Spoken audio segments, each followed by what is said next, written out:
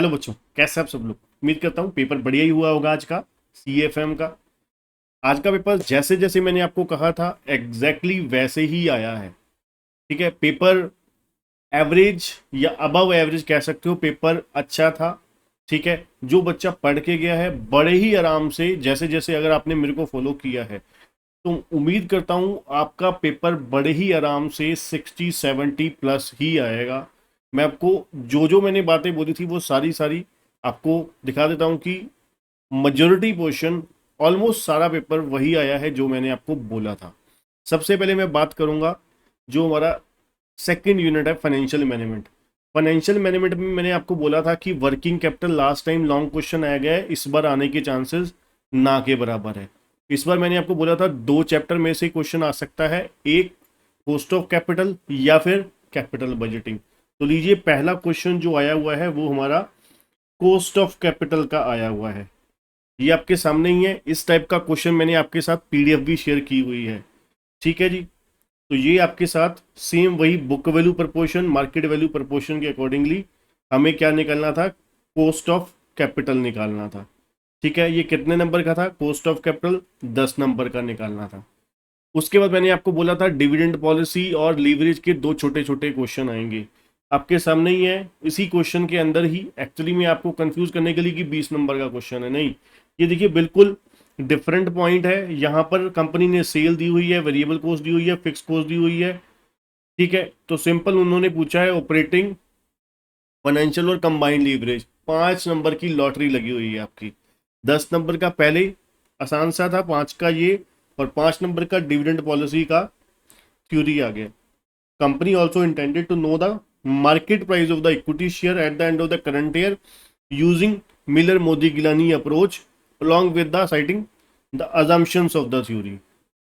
ठीक है, ये आपका 20 नंबर का क्वेश्चन बिल्कुल ही मजेदार, जैसे जैसे मैंने आपको कहा वो आ गया। अब अगला क्वेश्चन जो था, अगला क्वेश्चन आपका, ये आपका पता है आपको दो ऑप्शन होते हैं, या फिर आपको 6 या 6A क्वेश्चन करना होता है ना, 6 या 6A करना होता है। अब आपको पहले 3 क्वेश्चन जो है वो बहुत आसान है। जैसे मैंने आपको बोला था कैपिटल बजटिंग या तो फिर लॉन्ग आएगा या तो फिर नॉर्मल 5 से 10 नंबर का आपको जरूर आएगा। तो ये 5 नंबर का सिंपल आपको क्वेश्चन आया हुआ है।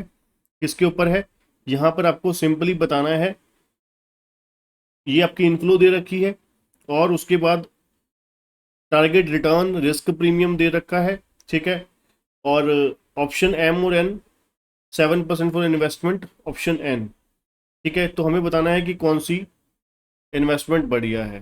ठीक है, उसके बाद दूसरा क्वेश्चन बिल्कुल सिंपल, गॉर्डन और वोल्टर मॉडल का आ गया 5 नंबर का।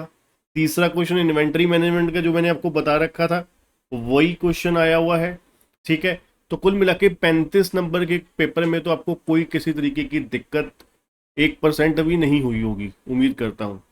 हाँ, एक ये क्वेश्चन आपको जरूर आपको अलग लगा होगा, क्योंकि ये एक्चुअली में एफएम के पोर्शन का कम, सिक्योरिटी लॉ का ज़्यादा है ये। ठीक है, तो ये आरएसआई निकालने के लिए बोला हुआ था, comment if the share price overbought है।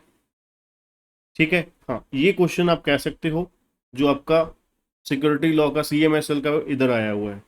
और उसके बाद ये 20 नंबर की थ्योरी आई हुई है ऑप्शनल में। ठीक है, ये तो हो गया 40 नंबर वाला प्रैक्टिकल वाला एफएम वाला पोर्शन। अब आते हैं कॉर्पोरेट अकाउंटिंग। कॉर्पोरेट अकाउंटिंग में मैंने आपको बोला था पिछली बारी शेयर कैपिटल बंद लॉन्ग क्वेश्चन आ गया है, अब छोटा आएगा, शेयर कैपिटल भी, डिबेंचर भी, अंडर राइटिंग भी, रिडम्पशन और प्रेफरेंशियल भी। वो चारों क्वेश्चन आपके 5-5 नंबर के आए हुए हैं। और कैश फ्लो तो इस बार तबाही मचा रखी है, कैश फ्लो ही कैश फ्लो हो रखा है, तो रेशो ही रेशो सॉरी हो रखा है। तो अब यहाँ पर आइए जरा, ये आपका रिडम्पशन क्वेश्चन नंबर, मैं रिवर्स चल रहा हूँ क्योंकि पहला क्वेश्चन इस बार एक्चुअली में देखने को आपको बहुत टफ लगेगा, बट नॉर्मल था। बताता हूँ कैसे। अब 15-15 नंबर के 4 क्वेश्चन है, उसमें से चौथा क्वेश्चन की अगर हम बात करें, चौथा question redemption of preference share का आया हुआ है। बिल्कुल सीधा सीधा क्वेश्चन है, कोई दिक्कत नहीं है। अगला क्वेश्चन आपको सिंपल यहाँ पर किस चीज का आया हुआ है, डिबेंचर का आया हुआ है। Debenture account, debenture interest account, redemption, reserve investment account, sinking fund का आया हुआ है, डीआरआर वाला। ठीक है, और उसके बाद तीसरा आपका क्वेश्चन आ गया यहाँ पर शेयर कैपिटल का, ठीक है, 5 नंबर का छोटा क्वेश्चन आया हुआ है। तो 15 नंबर का ये शेयर कैपिटल का, डिबेंचर का और आपका प्रेफरेंस शेयर, ठीक है। अब आगे बढ़ते हैं। उसके बाद आपका कैश फ्लो स्टेटमेंट का एक क्वेश्चन आया हुआ है, ये आपके सामने सिंपल क्वेश्चन है कैश फ्लो स्टेटमेंट का, ठीक है। कैश फ्लो स्टेटमेंट निकालना है कंपनी का, ठीक है, बिल्कुल सीधा सीधा क्वेश्चन है 5 नंबर में। अगला क्वेश्चन जो है कंसोलिडेशन का आया, बोनस, हाँ, कंसोलिडेशन का आया हुआ है, ठीक है, 5 नंबर में। फिर उसके बाद अंडर राइटिंग का 5 नंबर में आया हुआ है, ठीक है। तो कोई किसी में नॉर्मल क्वेश्चन है, कोई डिफिकल्टी नहीं है। उसके बाद अब दो 15 15 ये निकल गए। अब तीसरा 15 नंबर का क्या आया हुआ है, ईसॉप का मैंने आपको बोला था छोटा क्वेश्चन आएगा 5 नंबर का। बैलेंस शीट का मैं आपको बार बार वार्न कर रहा था कि बैलेंस शीट फाइनेंशियल स्टेटमेंट वाला फॉर्मेट लिख दीजिएगा, वही प्रॉफिट एंड लॉस अकाउंट का फॉर्मेट ही आया हुआ है, काइंड ऑफ अपने वैल्यूज पुट करनी है। 3 नंबर में ये आया हुआ है। उसके बाद 7 नंबर में आपको रेशियो एनालिसिस निकालने को बोली हुई है।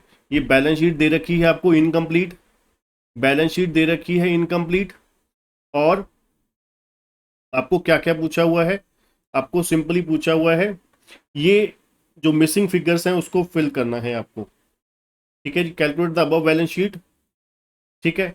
और आपको क्या क्या है, इन्वेस्टमेंट फिक्स इनकम सिक्योरिटी दिया हुआ है, इंटरेस्ट 8%, पे आउट ऑफ इंटरेस्ट 100 लाख, ठीक है।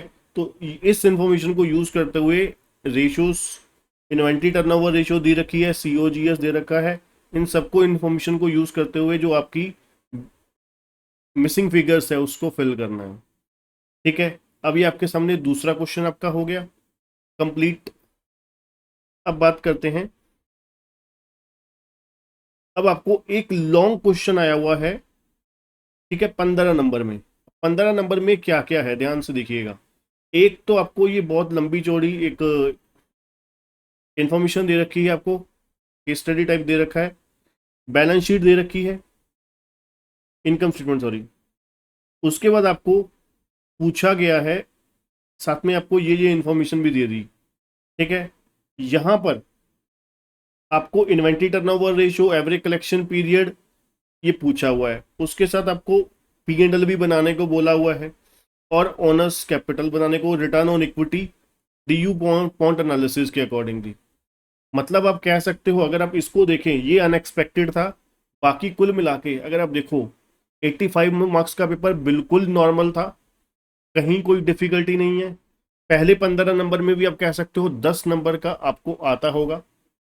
5 नंबर का जो था वो बिल्कुल थोड़ा सा अनएक्सपेक्टेड था, ठीक है। बाकी पेपर मेरे हिसाब से बहुत ही ऑर्डिनरी था।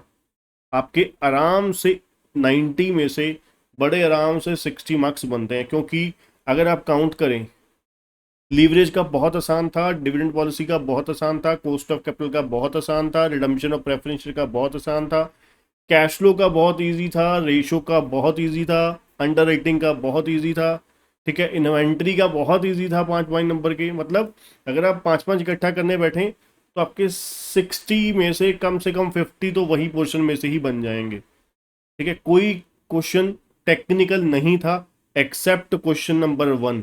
वही बात जो मैं आपको बार बार बोलता आ रहा हूँ कि पहले क्वेश्चन में ही आपको इंस्टीट्यूट खराब करना चाहती है, आपको आपके हौसले खत्म करना चाहती है। इसलिए मैं आपको कहता हूँ ना कि पहले ही आप डिसाइड कर लीजिए पहले कौन सा क्वेश्चन पहले करना है, कौन सा बाद में करना है, फिर उसी अपने फ्लो में चलिए, ना कि आप पहले क्वेश्चन को देखकर वहीं पर ही लेट हो जाए, है ना। और इंस्टीट्यूट जो चाहती है बच्चे को रिजल्ट को कम करना, वो आप उसी उनके चपेट में आ जाए, ठीक है ना। उम्मीद करता हूँ, ठीक है, आपका पेपर भी अच्छा हुआ होगा। कमेंट करके जरूर बताइएगा, और वीडियो को लाइक, चैनल को सब्सक्राइब करना मत भूलिएगा। और सीएस की क्लासेस बाय करने के लिए बहुत ही डिस्काउंटेड ऑफर चल रहे हैं, ठीक है। आप डिस्क्रिप्शन में आपको लिंक दिया गया है, ठीक है, डायरेक्टली लिंक पे क्लिक करके बाय कर सकते हैं। High quality video lecture unlimited views के साथ, डाउट सेशन के साथ अवेलेबल है। तो डिस्क्रिप्शन में लिंक मिल जाएगा, चैनल को सब्सक्राइब और वीडियो को लाइक करना मत भूलिएगा।